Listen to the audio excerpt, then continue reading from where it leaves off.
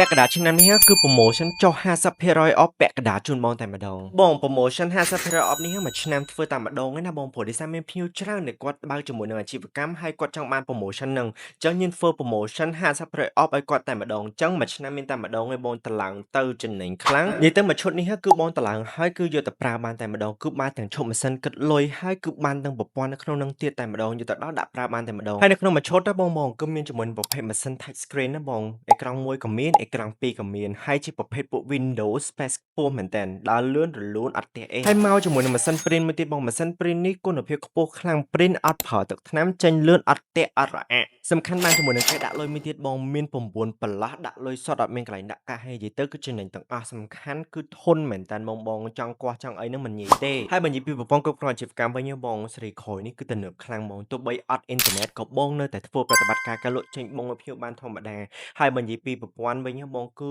មានមុខងារពេញលេញជូនបងទាំងអស់តែម្ដងបងតែគ្នាអាចមើលរបាយការណ៍លក់បានភ្លាមតាមដានចំណូលចំណាយនិងប្រាក់ចំណេញបានច្បាស់លាស់មែនតើហើយ app ចូលជាមួយនឹង Telegram បងតែគ្នាបានទៀតគ្រាន់តែបុគ្គលិកចេញជាមួយនឹងបងឲ្យភ្ញៀវគឺលូតចូល Telegram បងតែគ្នាតែម្ដងសំខាន់ណាបងមាន app បងតែគ្នាអាច download app TSD Post ហ្នឹងនៅក្នុងទូរស័ព្ទដៃបងតែគ្នាឬក៏ iPad ឬក៏អីក៏បានដែរដើម្បីតាមដានអាជីវកម្មបងពីចម្ងាយបានទៀតលុយណាទោះបីបងអត់នៅកន្លែងក៏បងនៅតែអាចគ្រប់គ្រងអាជីវកម្មបងបានយ៉ាងដិតដល់តែម្ដងនិយាយទៅមិនមែនជាប្រព័ន្ធគិតលុយធម្មតាតែគឺជាជំនួយការមួយសម្រាប់គ្រប់គ្រងអាជីវកម្មបងតែម្ដងប្រាប់ប្រព័ន្ធគិតលុយរបស់ក្រុមហ៊ុន TSD